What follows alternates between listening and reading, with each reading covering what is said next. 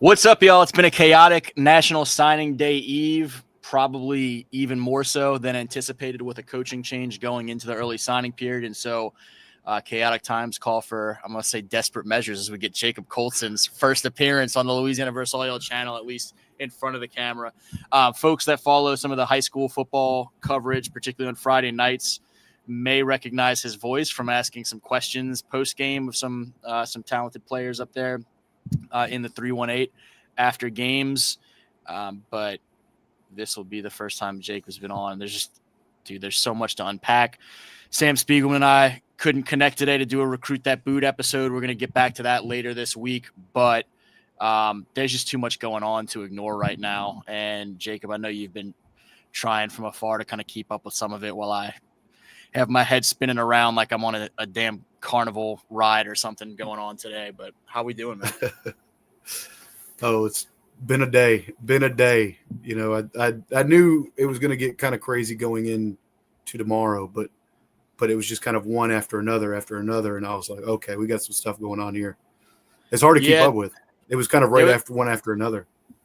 There was a point this afternoon, I guess, around the time that airline receiver Kenny Darby announced his decommitment, and then Tioga wide receiver Kervin Johnson Jr. announced his flip from LSU to Ole Miss, that you were like texting me something as I was still trying to finish one story and another story was already happening, and it's like, I can't even type this fast, man. But I think we knew that it would be a busy couple days, a hectic week, because it's a coaching change. It's an SEC coach with plenty of guys that were committed to go play in Oxford coming into a new situation in the SEC at LSU, bringing several members of his staff. They're still kind of in the progress of finalizing some of that, which some of the uncertainty there has been interesting for some of these prospects. But you knew there were probably going to be some additions that had connections to these coaches.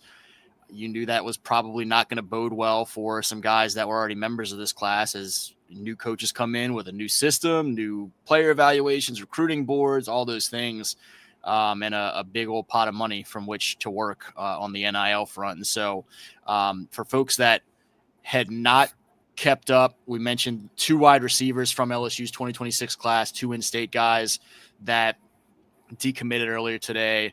Kenny Darby, the airline receiver, has been as prolific a pass catcher as has been in the state the last couple of years. He's, they're out of the playoffs now, so his 2-year total the last couple of years is up over 3,100 just receiving yards. He's also key in their run game this year. They also saw Kervin Johnson Jr., fantastic multi-sport athlete from Tioga, flip to Ole Miss. And earlier today, Jalen Chapman, interior offensive lineman, versatile offensive lineman for Warren Easton, but he was projected primarily as an interior guy at the next level. He backed off of his commitment. He was one of the longest standing commitments going back to last summer with big Rich Anderson. The additions, an offensive lineman, Ryan Moret, 3-star from out of Miami that had been a long-time Ole Miss commitment. Now he's on board for LSU tomorrow. And 4-star tight end J.C. Anderson from up in Illinois, big, you can do the thing or whatever when I say this, but 6'7" tight end. I mean, a big physical guy, but athletic, and someone that was a key piece of that Ole Miss recruiting class, and now is a key piece of LSU's recruiting class, set, it sounds like, to sign on Friday. And there's plenty of other drama to get into that we will, but in terms of the actual movement, all of that was happening during the day. And then Braden Allen, the Lafayette Christian wide receiver, announces his commitment tonight, which it's been a journey, man, but he's going to end up in Baton Rouge for college. Yeah, he had a long trip. He had a long trip to end up close to home.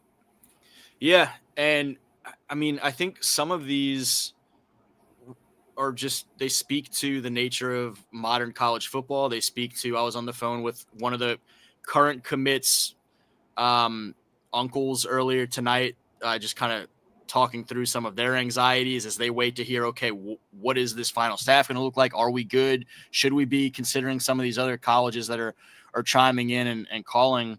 And I told him, man, if nothing else, regardless of, hopefully you end up in purple and gold, but if it's, if you even have to consider this stuff, this is why it's important that even if things go a little quiet, don't end things on bad notes. I'm just kind of watching some of the comments come in, which we'll get to some of this Frank Wilson talk here in a second, but make sure that you keep relationships on a positive note, because you never know when a coaching change might happen and what that might mean for you. I mean, guys that are no longer committed to LSU today were about as locked in, including, tweets this morning, were about as locked in as you could be. And so a lot of chaos. And we watched Braden Allen, who we were talking about a second ago, commit to Tulane over some other great options, including some power fours like a Texas Tech. And then all of a sudden, here comes that next wave, and Ole Miss and Oklahoma State, Colorado. And he ultimately decided he didn't want to go to Ole Miss, that Oklahoma was more of the choice for him. And even when LSU offered, he didn't make that move to flip back to LSU. But now Lane Kiffin and company are in Baton Rouge, and it sounds like it just worked out to be the perfect fit for a coaching staff that Braden liked coming to his dream program. And, Captain Planet, their powers combined, that outweighed the Sooners, I guess, down the stretch. Yeah, and I think it's interesting, just, I think people need to, look at bigger picture wise and not kind of just jump in and get emotional about it. As fans, LSU fans and stuff, is that there's a lot going on right now, and there's a lot of uncertainty with the big point of that is the staff. A lot of these kids were recruited by certain staff members. Those are the relationships they had. And now on the fence of who's staying, who's going, they're kind of sitting on the fence going, I don't want to be the one left without a spot. I need to throw my hat back in the ring. So I think I saw a lot of comments. Obviously, never look at the comments, but I saw a lot of comments, particularly some like up north, stuff that, and I'm just like, it's not the kid's decision, and it's not necessarily the staff's decision. It's just a mutual decision, and it's going to be hopefully work out best for everybody.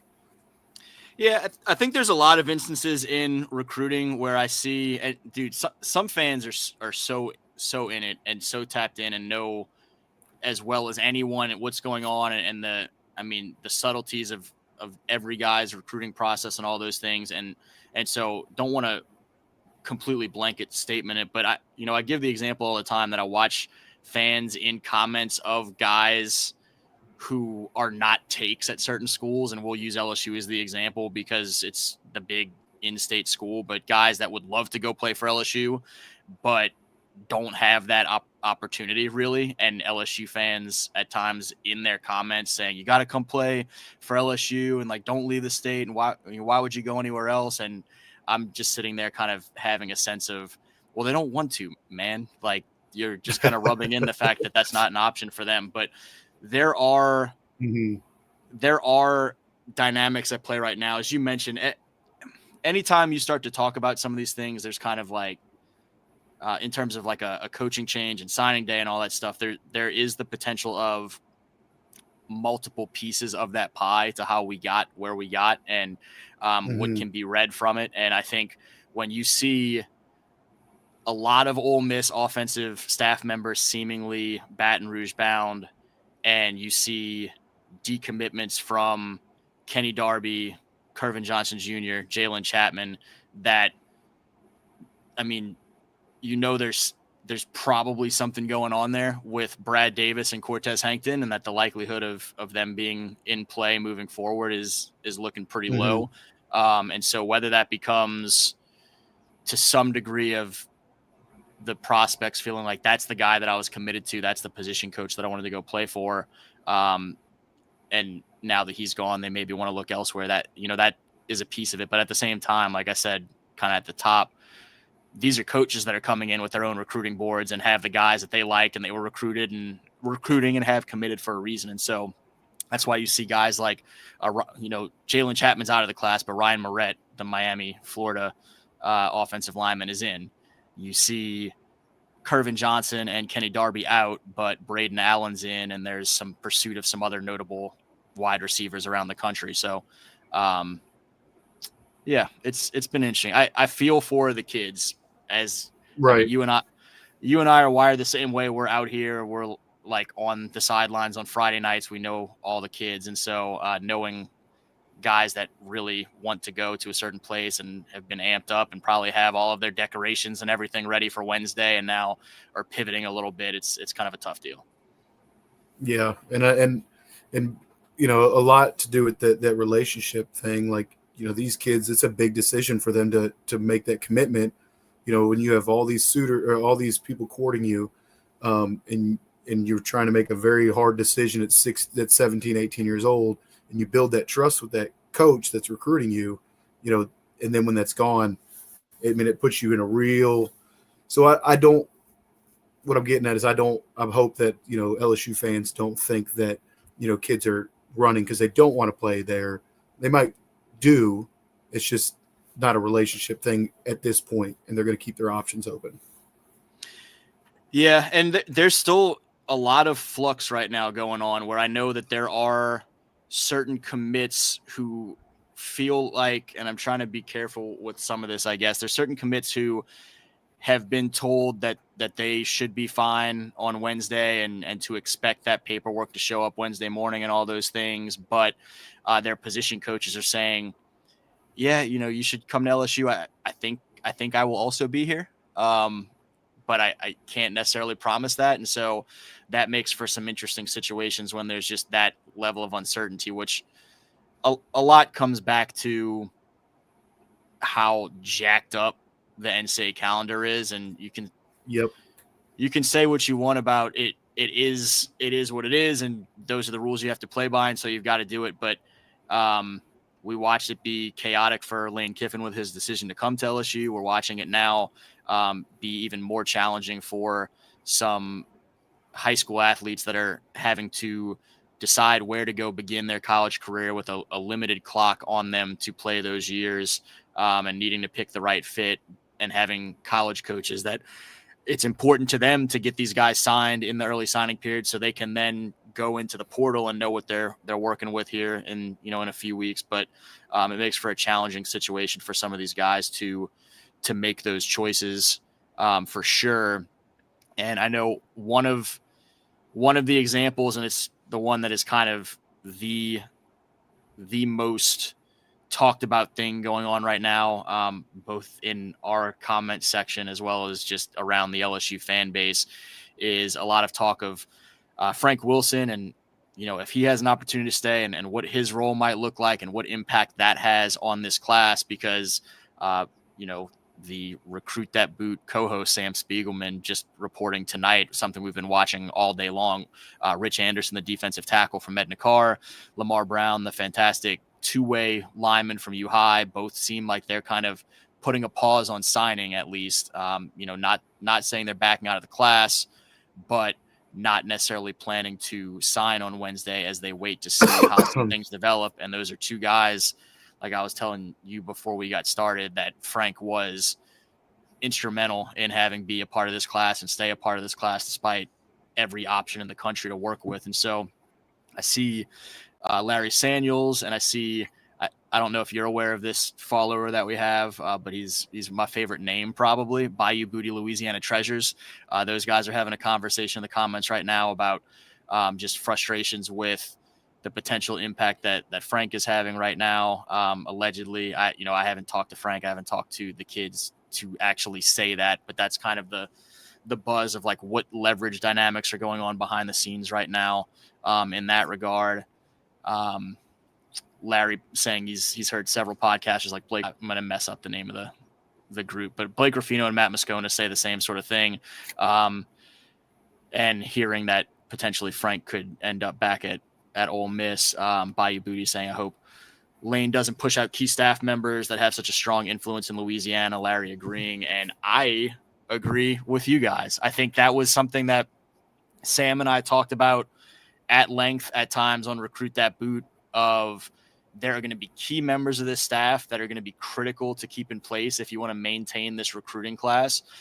And as much as it's great to see Lane Kiffin and company bringing in new additions that they have longstanding relationships with, there's some pretty solid players that are in or were in this Louisiana or LSU recruiting class.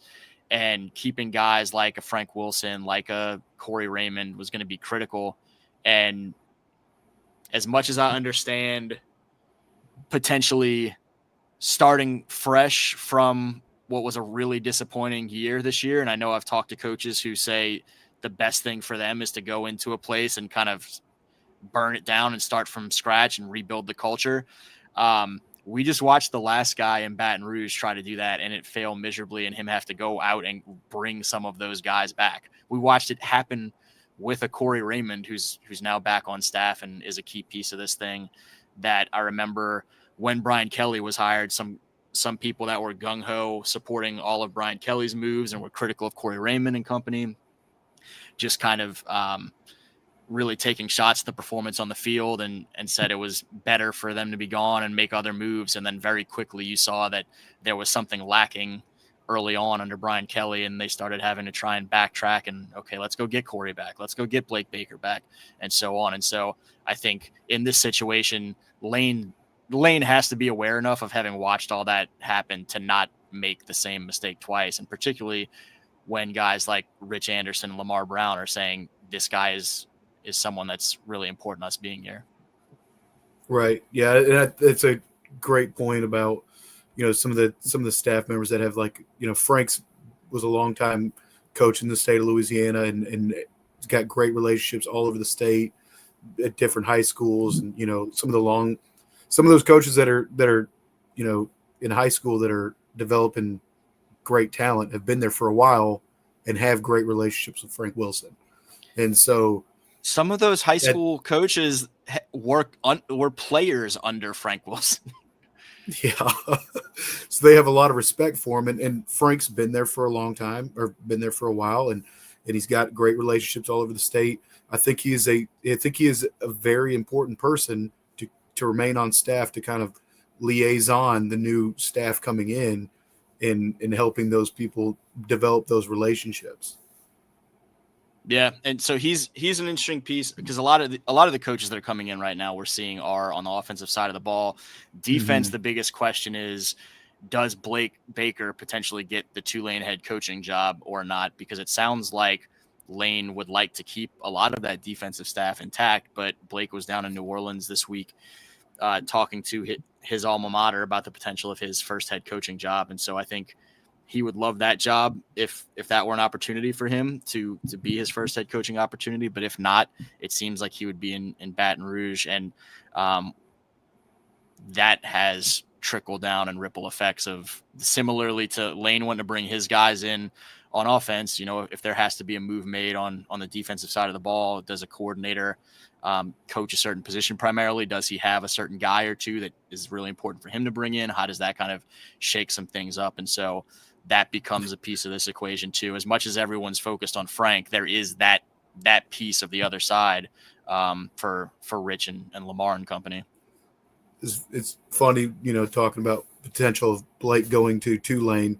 Well, then there's some guys on that staff that you got to keep around that have long-standing relationships in the state and are very, very critical to the recruitment of players to Tulane, that have helped recruit a lot of great talent to Tulane. It's kind of a long web, of intertwined and, butterfly effect type stuff. But I going back to what, you said about how the timeline, the NCAA timelines are going on right now. And I hate to be one that says, like, as soon as one thing affects my circle, then, we got to blow the whole thing up. It's not working. Well, that timeline's working for 95 schools, in Division I right now, because they're not going through a coaching change. But I think the NCAA needs to look at it right now and see that the massive turnover on coaches right now that are having to leave before playoffs, or signing before playoffs, or coming to agreements, coming to terms before playoffs, and potentially ruining their playoff system, because Lane needed to get to the LSU to really lock in this recruiting class. And I think, but if you push the timeline back, then you have to push the transfer portal back. then you have to push the second high school signing period back. And I think they need to look at it. I do think they need to look at it. But again, I don't think that they need to blow it all up and completely change everything, the ever-changing rules. It's felt like college recruiting has just kind of every year there's been something new. The transfer portal, then NIL, and then the early signing period. So I think what it's really hurting is the high school players, and because they can't really get a grasp of how the process should work because it's ever changing. It's always changing. But yeah, I do think the NCAA needs to look at this in to save, if not to, for the benefit of the kids, which is what should be the priority, of the athletes should be the priority. But if not for that, to save and keep the college football playoff a good product, because right now it's not going to be a good product because one of your best teams is playing without their whole offensive staff. Yeah. I mean, I think the playoff in kind of the macro will be fine overall, but it's definitely the Ole Miss storyline is not the dynamic that you want to have for one of those teams going in, obviously. And yeah, it's a lot of the pieces that have changed in terms of early signing period, transfer portal, NIL, like the college football playoff expanding to 12, the implementation of those things were all kind of for different reasons and from unique directions or whatnot. But I made a comparison with some of it yesterday too, as much as we do with high school sports. The LHSA initially making the select non-select move, and then that turned into, okay, how do we fix this problem? And that fix suddenly became, well, now we created this one, so what do we do with that? And just years of adjustment to where now we're more than a decade into this thing, and they're still trying to tweak and find ways to make it better, which everything is an ongoing process in life. But it's felt like a game of whack-a-mole, of correcting one consequence to then have another to deal with. And I think that we are at a place with some of that type of dynamic going on with the college football calendar. And I know there's a lot of frustration centered on Lane specifically with how a lot of this is going. And I think it's important to point out that Lane was trying to continue coaching that Ole Miss team into the playoffs, but Ole Miss said, why would we let you do that? Why would we let LSU's coach come coach Ole Miss and have this much more time with our players and be a walking advertisement for LSU every time Ole Miss is on the screen. But as much as the focus right now is on Lane, because he's the guy, the big name guy making that jump from one Power 4 program to another, that's just because it's only unprecedented because this is the second year of the 12-team playoff. It's not going to happen all the time, but it is going to happen again. And it's going to be frustrating for some other team or some other combination of teams or whatever. But all of that, neither here nor there. Let's kind of look at where some of this LSU class is now. We're also going to look at some of the movement from some top prospects from around Louisiana and try and not just stick to LSU. It's Louisiana versus all y'all channel, not strictly LSU versus all y'all. But as we mentioned, the developments today were the 3 decommitments, in-state guys. Jalen Chapman of Warren Easton, the big offensive lineman for the Eagles, he's backed off of his LSU pledge. Kenny Darby, the airline wide receiver, he's backed off. He has since picked up an offer from Colorado. He has since said that he will be not signing Wednesday, but will plan to sign this week, planning on Friday to make his next steps known. Curvin Johnson Jr., the Tioga wide receiver, flipped today from LSU to Ole Miss, who offered him yesterday, like shortly before Lane Kiffin's introductory press conference. Same time, the 3 additions of the day so far have been J.C. Anderson, the big tight end from Illinois, Ryan Moret, the offensive lineman from Miami, and the latest Braden Allen, Lafayette Christian, returning all-state wide receiver for the Knights, who will be the new in-state addition. And we wait and see what happens with Lamar Brown and Rich Anderson, who my gut tells me they're both in purple and gold at the next level, but it's just an uneasy feeling to have two guys that, in my opinion, you cannot let leave the state in this recruiting class. To have those two guys have any level of uncertainty going into Wednesday is more uncertainty and anxiety than I would personally want. Yeah, I think those are two that you have to sign in this class, and you have to do whatever you have to do to get them. I think they're critical to this class. I think, they sign and you'll get, I think, some momentum back with the fan base. It's pretty interesting, the excitement before, and I know we're going to get away from LSU here in a second, but the excitement of the fan base Sunday, Monday, as opposed to today. Now it's kind of an uneasiness, but I think it'll all play out. I think with the resources that the school is giving to Lane Kiffin and staff, that I think they're going to be able to close a lot of these. And I'm interested to see, some surprises tomorrow or, later on in the week. Some that we're not, that we haven't really thought about, that were some relationships that had been built before. And then again in February when we do this again. But I, as just as much as LSU's going through, some decommitments and some changes going on right now. Tulane also, obviously with Tylan George, he's going to sign in February. And I'm sure that has to do with a little bit of, let's wait and see who comes in. And I mean, he's a guy for Tulane that I think they have to sign to. He's pretty incredible. Ari Slocum from Union Parish. He decommitted today, I believe. Yeah, today from Arkansas. Yeah, a dynamic player. He plays both ways for Union. Done a great job and been, critical for them to make this push, late in the playoffs. But I don't know if where Arkansas saw him playing offense or defense. I'm assuming it was offense or defense. I'm sorry. That's another with the coaching changes going on. A lot of people having to step back and look at it, and what sucks is, again, for the kids, for the high school athletes coming up, is you have to do what's right for you. But if you step too far back, the transfer portal's coming through, and depending on what a team needs, that spot might not be available in February.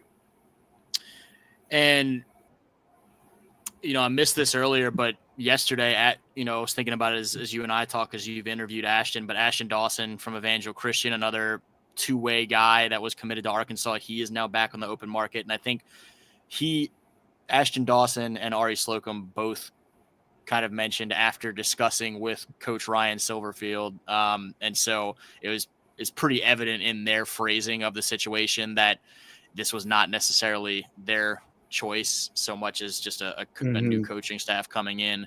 But those are definitely two big ones, two ranked prospects in this class that are now making other moves. You mentioned with Tulane, Tylan George is going to hold off until February. Jackson Williams, another guy that you interviewed just Friday night and was feeling pretty locked in with Tulane because of the coaching change. He's now pushed pause on some of that and taken a step back. And so very interested to see what happens with him now moving forward, both this week and potentially if he ends up taking some more time with it into February. Yeah. And Ashton, I know for him before, I think they were looking at using him as more of an H-back in the Arkansas offense.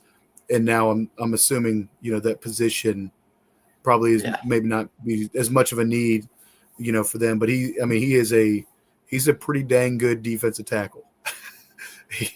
So, I know that there'll be more suitors out there for him, and I'm confident that he'll find another home or a better home for him to fit him a little bit better. Also notable movement this week, not today, but this week, Cole Bergeron, top-ranked quarterback in the class in Louisiana. He backed off of his Virginia Tech commitment. He was someone that had remained committed to Virginia Tech for a while after the early season firing of Brent Pry. Wanted to kind of continue to monitor the opportunity there and see what the relationships look like with the new coach, new coaching staff. But Minnesota and others really ramped up with him. And on Monday, really, I mean, within a span of a couple of hours, right around the same time, Virginia Tech gets a quarterback commitment from a guy that had been a long-time Penn State commitment under James Franklin. Mm-hmm. And I think, whether that be Virginia Tech kind of pushing Cole out or Cole and his family kind of reading the writing on the wall and seeing that there might be a better opportunity elsewhere, he reopens things heading into this week. And so that's another of the big notable actual movements in or out of a class so far the last couple of days. And I know he was on the road this week. Oh yeah, that's why I was wondering why you were smiling. You saw him at the airport. Yeah. Yeah, I saw, and he was a little bit in front of me, but I had my daughter. I was dragging my daughter through the Charlotte airport, so he was visiting somewhere where that's a hub. But I didn't get a chance to catch up to him and talk to him. And but he's a great kid. I think he's going to be fine too. Another kid that I think is going to have plenty of suitors, and I think he's going to find a home that's going to fit him, and he's going to be able to develop a relationship prior to it. It is interesting the flip side when you've built relationships with somebody. Well, so on with Lane Kiffin and company coming to LSU, they've built relationships. Those are the guys, So it's just interesting to see, kind of both sides of it. And a few other in-state guys, and we can kind of run down as we kind of wrap up, run down the list and kind of say what the latest is on some of the top prospects around the state. But ULM added a commitment of another guy that you recently interviewed on Louisiana versus All Y'all, Christian Pani, the running back from West Monroe, is going to be staying close to home and going to take that big bruising running ability over to the Warhawks, where they could certainly use him and were, predicated on running the football, which has to be music to Christian's ears to go join that offense. Zachary linebacker Isaiah Stokes, a guy that will be up in that area this week as the Broncos go play a semifinal against Ruston. He had recently flipped a commitment to ULM. He stepped back from that, decommitted on, I guess, earlier today from that ULM commitment. And so notable news there for the Warhawks for sure. And then two guys that really well, also up there in North Louisiana, that the only new news is that they're not going to be signing this week. They're going to be holding off. And two guys that I've had ranked in the top 20 in the class around the state for a long, long time. Offense, Ouachita defensive lineman Dylan Berryman, Big Dill, and Jamarcier Plater, the record-setting running back from Captain Shreve, a guy that we've watched do an awful lot of different things on the football field: defensive back, pass catcher, running back. Just, a little track speed ball of muscle on the football field for the Gators. A one-time Wake Forest commitment. Dylan was a one-time Texas commitment. Both those guys recently backing off of those pledges and now looking elsewhere, and we'll have until February to figure it all out. And I think, sometimes in some situations, waiting till February is good for some high school athletes. I think it's going to work out for Jamarcier. I think when a lot of this dust settles, that he will again, just like some of the other ones, he will find a good place for him. He's an amazing talent. He is a big ball of muscle, and he can go. He was a big key, big time player for Shreve. They had to really rely on him this year and for their success as a team. But I'm interested to see where he does end up. I know Colorado was a little bit in the mix there for a second, and then that was kind of short lived. I think they had two commitments right off within a couple weeks of them offering him. So I'm confident he'll find a good home before February. And Dylan, he's kind of had an interesting recruitment. He's kind of been all over. And I'm interested to see when the dust settles again with some of these staffs that are kind of getting into place where he ends up. And I'm looking forward to, I'll be at Ouachita or at Neville to catch Dylan play Neville this week. This should be a good one. I'm pretty excited about that one. I've been to Bill Ruppel Stadium. Ruppel, I think twice this year, and it's a good atmosphere. Yeah, it's a really good atmosphere. I caught the Evangel game, and then when they played Ruston. Yeah, I used to be there a few times a week when I was back at the New Star up in Monroe. Had a chance to get back up there to end this regular season when Alexandria went up there, and Coach Thomas Bachman said flat out he thought the atmosphere of the situation kind of affected his guys at times. And so I know Neville's excited to have that one at their place, even though it's a short trip for Ouachita. That home field advantage should still mean something. But Dylan's going to be interesting to watch on the recruiting front. He's someone that, again, was a one-time Texas commit early on in his process. I thought he was probably ending up at LSU, and it just didn't really fall that way. And then USC was involved. Mississippi State was involved.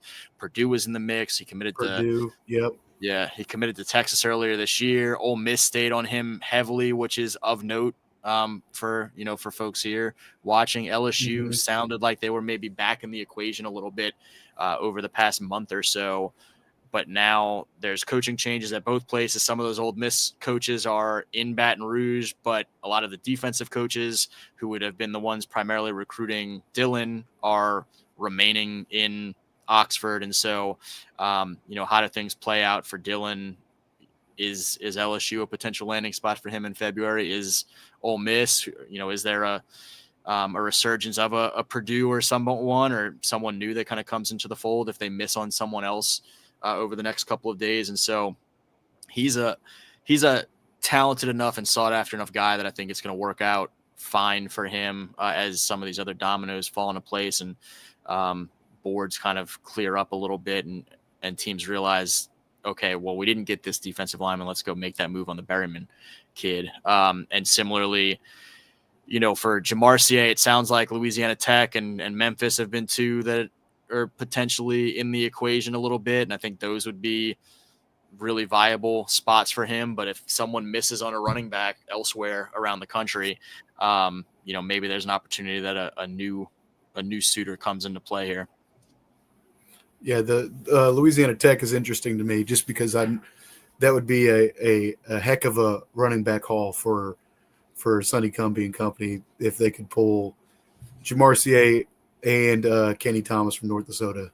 That'd be a great running back duo, in one class that I think that would help them out tremendously going forward. Wrapping it up, even despite the developments, the movement, I was going to say despite some of kind of the frustrating losses, but as we mentioned, some of these are kind of choice departures from the class. Despite all of that, LSU maintains commitments from many of the top prospects in the class that, looking at the Louisiana Versal prospect rankings for 2026, Lamar Brown and Richard Anderson have long been kind of 1A and 1B for us. And both of those guys, despite some of the pause on things, remain LSU commits and members of this class. Jabari Mack of Destrehan sounds like he's still set to sign at 1 p.m. is when they'll celebrate. I don't know if he'll send his stuff in earlier than that or if they'll send it in the afternoon, but he sounds like he's still a member of this class. Aiden Hall, Big Rich's teammate from Edna Carr, sounds like he's still good to go. Bryson Martinez from East Ascension, a guy I have not seen decommit, but I know Texas and others have really pushed heavily for him. So he's one that LSU fans need to keep a close eye on Wednesday to see what happens. Kenny Darby, we mentioned decommitment earlier today. Colorado into the mix. Someone to watch on Friday when he makes his announcement, but the Buffaloes are a team that seems like makes a lot of sense right now, just kind of the timeline of the way some things played out today. Pook Ellis, hope all is well with him still. I mean, as long as Corey Raymond is in the mix here, Pook should have a home in Baton Rouge and one that I know he's really excited about. He said he's still signing on Wednesday, and what a great day for that Winsboro community to have their first Franklin Parish signee with LSU. The first guy from the local high school to sign since back when Booger did so decades ago. Booger McFarland. Yep. Hayward Howard Jr. we'll see tomorrow morning over at Edna Carr, which is where I'll be for signing day. He remains a Texas commit. Isaiah Washington, LSU commit, but a guy that Tulane was very involved in his recruitment at one point. He's got some great relationships there. And so the fact that John Summerall is now at Florida makes for kind of an interesting piece of the equation to watch. Could Florida, I know Florida is interested and has made some push there, but Isaiah has been a really strong LSU commit. Does that change with any of the uncertainty going on with some of this coaching staff? Dylan Berryman, we just talked about, he's waiting till February. Roderick Tesno Jr. remains committed to USC. Jermichael Garrett, another interesting guy because he is committed to Ole Miss, despite being right here in the Baton Rouge area and having a lot of affinity for LSU. So does anything change for him at the last minute? Sounds like he's still set to sign with the Rebels, but definitely someone to kind of put in the back of your mind a little bit going into Wednesday. Darius McKinley, he got his flip out of the way last week, flipped to Ohio State, fresh off of that visit up there to Columbus. Blaze Thomas, the offensive lineman from Catholic Baton Rouge, is committed to Stanford. Ja'Kai Anderson from Edna Carr to SMU. I'm just rattling down our top 20 at least right now. Chris Anderson, Pook's teammate, Michigan State. Haven't talked to him. I'm not positive. I imagine he's still planning to make a move on Wednesday, but he's committed to Michigan State. Jamarcier, we just talked about. Juju Burns up at Neville, who you will also see on Friday, committed to North Carolina. Tyrone Morgan, fantastic defensive lineman from Woodlawn of Baton Rouge. He'll sign Wednesday afternoon with Baylor. I'm going to try and get over there. I know he's super excited about joining the Bears class tomorrow officially. We might as well give it the top 25 because Trez Davis is someone that we need to talk about. One of the highest or fastest risers over the course of this, a guy that has had a very similar recruiting process to Braden Allen in a lot of ways, where he committed to Tulane this summer and then caught a surge of new Power 4 interest. Trez just decommitted about a week ago, fresh off a visit to Washington. I know Houston and Kentucky and Baylor and others had been in the mix with him. Would be super interested if LSU tried to make some sort of a late play, because I think Trez is a fantastic football player that is going to be a rankings riser for us at Louisiana versus all y'all. And so he's worth watching tomorrow and beyond potentially. We mentioned Jackson Williams decommitting from Shaw, Jalen Chapman decommitting from LSU, Cole Bergeron decommitting from Virginia Tech. And we have Nathan Green, an athlete from Huntington, who we have still committed to Louisiana Tech. But that's our top 25. Anyone that you want to share any notes for? I know you're kind of tapped in, particularly with some of the Shreveport and North Louisiana guys. Anyone that you're kind of watching closely heading into tomorrow? Not necessarily, but I am kind of excited about Christian Pawnee committing to ULM. You know, I've always felt like ULM has not really recruited this I-20 corridor 100% very well up until, you know, I feel like a couple years ago when I looked at their roster, they had maybe 4 players from the Monroe area, and 3 of them had transferred back into there. So, I think they're trying to make a better effort to kind of at least visit and be seen. But I think Sonny Cumbie and the staff there have done a great job recruiting this I-20 corridor. Kenny, like I talked about, Kenny Thomas from North Dakota, Nate Green from Huntington, Johnny Casey Jr. from Evangel. Just some really solid athletes, you know, right down the road that are going to put butts in seats in the stadium, and people are going to be excited to watch them. Local guys, and Tech has had pretty good success this year, and I think there's some excitement in the program, and I think that when athletes in this North area are getting offers from Tech, they're excited about it again. Yeah, I forgot what else I was going to say. But while you were going down that list talking about, you know, who's still committed, And again, Lamar Brown and Richard Anderson are both still committed to LSU. They just decided not to sign tomorrow and kind of wait. And I think that's important for LSU fans to see, to know, that the sky is not falling, that the sun will come up tomorrow, that just sit back and wait and see what happens. Same thing with Tulane. It's going to be very interesting. I'm almost just as interested in seeing how the Tulane class shakes up and kind of settles down here in a little bit, with when they hire, when they make a hire and they got their guy and they can put that staff together, and what relationships those coaches have with players in the area, all at all four corners of the state. So I'm pretty excited about watching the Tulane class kind of get back together. But again, the sky's not falling for either program in the recruiting game. I think, there's still key pieces committed, and I think there's still key pieces that will eventually sign. They just need to see what's going to happen first. Yeah, it's going to be critical to land Lamar Brown and Rich Anderson, though. And so I understand the anxieties. I have more anxieties with the situation than I would like to tonight, because those are two guys that I don't think you can leave the state. I remain confident that they will ultimately sign with LSU, but it's a little bit less certain ground on Tuesday night than LSU or its fans or anyone would like to have.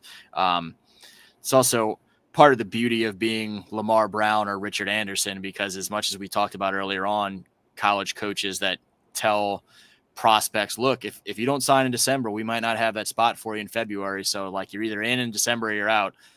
Rich and Lamar can go wherever the hell they want in February. That leverage does not exist for the college coaches when it comes to those guys, because you would be crazy to not take those guys in February, whether you're LSU or anyone else. And there's a level of whether or not college coaches want to understand wanting to hold off on a decision. There is a level of understandability of, hey, we want to know who the hell our position coaches are going to be and make sure that we're in like a good spot heading into this thing for maybe the next year, but ideally for the next 3 to 5 years. Going back through that LSU class, which again, I texted with you before, that's going to be where people are going to be most locked in and have most anxiety about. And Lamar Brown and Richard Anderson are the two headliners of that. We've talked about them at length. Deuce Gerald's another fantastic 4-star prospect, a Louisiana guy, at least in terms of family, with his dad having played at Scotlandville, but Deuce has grown up out in Georgia. He announced, I don't remember if it was earlier today or yesterday, he's still locked in, ready to go, signing with LSU this week. Trenton Henderson, I have not heard any news concerning him potentially heading elsewhere. The Pensacola Catholic edge rusher from out there in Florida, Bryson Martinez, we just talked about. He's someone to watch for sure for LSU fans. The East Ascension tight end, big athletic tight end offensive lineman that played tight end for East Ascension this year and was all over the place. Haven Finney Jr., defensive back from Los Angeles area out in California. He's someone that wants to be in Baton Rouge, I believe, still, but Corey Raymond is a huge piece of that conversation. From the first time talking to Haven 2.5 years ago, whenever the hell it was, the admiration he has for Corey Raymond is huge. Jabari Mack, Destrehan, versatile, physical wide receiver and athlete. He's still locked in and signing on Wednesday. Dylan Perger, defensive back from Booker T. Washington in Alabama. He's someone to watch. I know there's some late push with him. There might be some movement. Aiden Hall, the safety from Edna Carr, as I mentioned, locked in. Bryson Cooley is going to be interesting, just as we've watched happen to this point with Jalen Chapman already out of the class, Bryson Martinez looking around, Bryson Cooley from Laurel, Mississippi, an offensive lineman. I know Ole Miss was certainly had him on their radar out there in these coaches' previous programs, home state. Can they keep him on board, or does he potentially flip back to to a Mississippi State or somewhere. Just keep an eye on Bryson Cooley as a not a state guy. Isaiah Washington up at Haynesville mentioned wants to be at LSU, but there's certainly some interesting new curveballs for him to consider with John Summerall on his way out to Florida. Pook Ellis, we talked about some as well, and that's kind of where some of this is, as well as obviously the two new additions I mentioned before, J.C. Anderson, the tight end from Illinois, and Ryan Moret, the offensive lineman from Miami, Florida. And then I'd like to add two that I think, might be interested to watch going into tomorrow, and if there's any more developments or anything, it would be Emmanuel Tucker from New Albany, Mississippi, currently an Ole Miss commit, offensive tackle, 4-star. And one-time LSU commit who then flipped to Ole Miss, and now his then Ole Miss coaches are back in Baton Rouge. So very interesting to watch. That will be one to watch, and then also Carmelo Reed from Chicago area, another 6'7" edge rusher. Yeah, man, big defensive lineman that's going to be choosing between the Rebels and Tigers tomorrow. A guy that both programs had offered previously, and he was happy to announce, I believe it was earlier today, that he had now been reoffered by the new staff at LSU, and seems like someone that LSU fans should definitely be watching for his commitment during, I think it's like the middle of the day. I think 3:15. I believe that's, and I think Chicago's Eastern time or Central time. So yeah, it's 3:15 local for our Louisiana folks. He announced on Twitter that he'll be choosing between LSU and Ole Miss tomorrow. So definitely one to watch kind of later on in the day. I'm trying to think of some others of note. The other decommitments that we saw from Ole Miss are definitely all going to be guys to watch.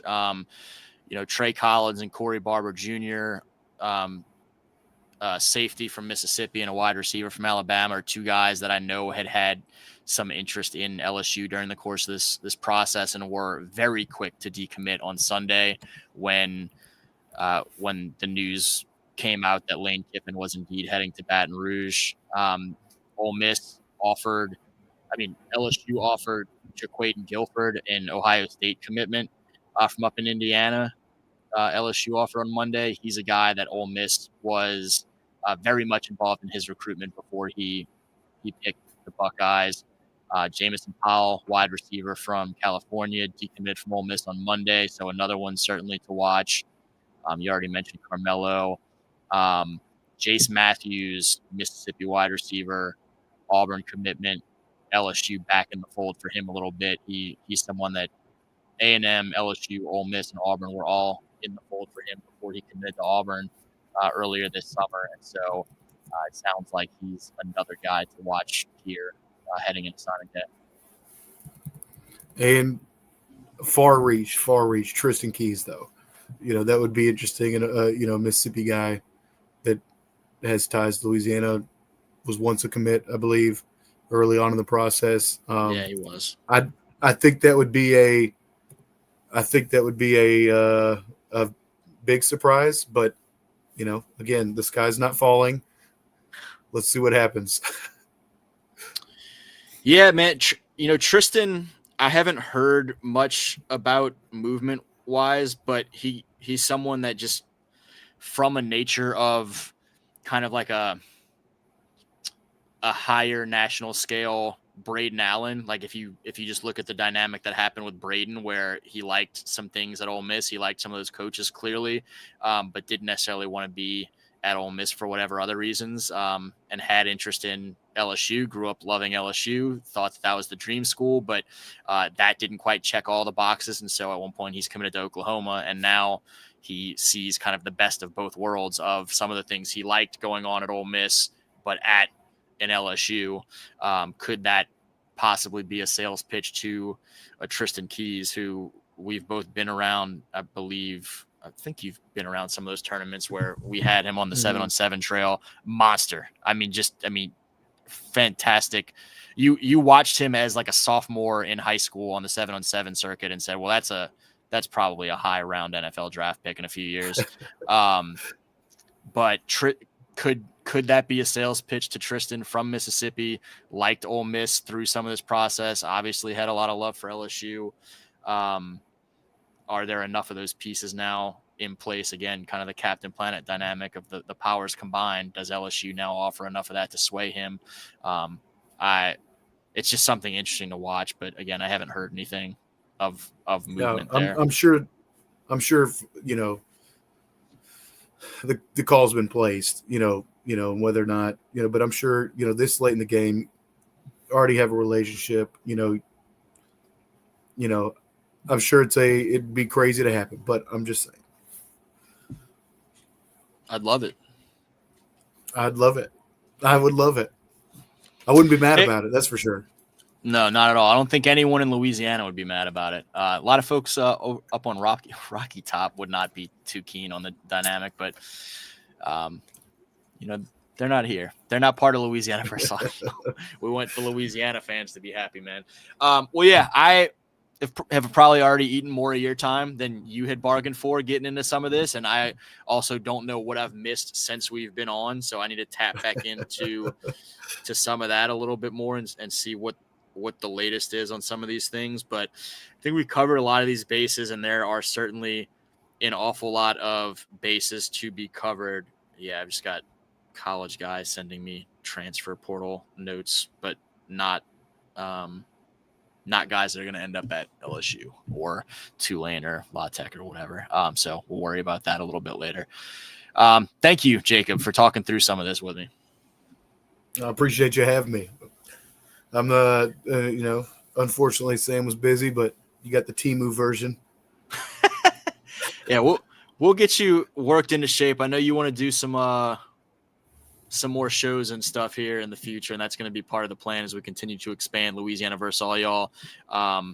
So yeah, folks, get used to this big goofy guy's face. You can't see his ears, but he's got them. He's Jacob Coltson.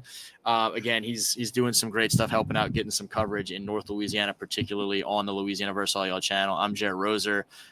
Think folks that are watching the Louisiana versus all y'all channel probably know who I am a little bit, but thank you all for tuning in. Thank you all to Chase, Larry, and Bayou Booty for all chiming in at different points of this.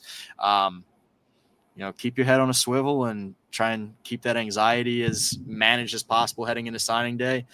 It's signing day. It wouldn't be signing day without some chaos, and we, you know, unfortunately have more of it than usual this year. But keep up with Louisiana versus all y'all. We'll keep y'all posted. Y'all have a great night. See y'all tomorrow.